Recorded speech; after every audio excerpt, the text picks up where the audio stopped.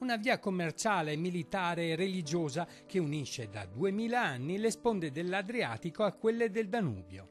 È la strada romana Via Claudia Augusta che da Altino sull'Adriatico e da Ostiglia sul Po giungeva proprio fino ad Augusta in Baviera.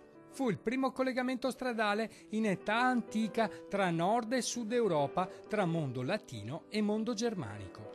Questa antica via rivive ora, attraverso un'iniziativa della Regione Veneto, una nuova stagione grazie anche ai numerosi turisti che la percorrono a piedi o in bicicletta. Il percorso della Via Claudia Augusta si divide a Trento in due rami. Uno scende fino ad Ostiglia attraverso la Valle dell'Adige, l'altro, passando per Feltre, percorre anche la Marca, come in questo tratto a Cison di Valmarino, un percorso ideale per chi oggi sta recuperando la voglia di camminare, di stare in mezzo alla natura, fra storia, cultura e religione. La via militare, che è questa via che parte da Altino, passa per Castelbrando, per Zumelle, Cesio, eccetera, che poi attraversa il passo di Praderadego con proprio dei pezzi di strada ancora romana, è la più bella e fantasiosa, nel senso che il turista che può andare a piedi, può andare anche in bicicletta, veramente attraversa dei paesaggi lungo i quali ci sono tutta una serie di ristorazioni, di possibilità di soggiornare eccezionali che proprio enfatizzano che cos'è l'Italia, che cos'è il nostro Veneto.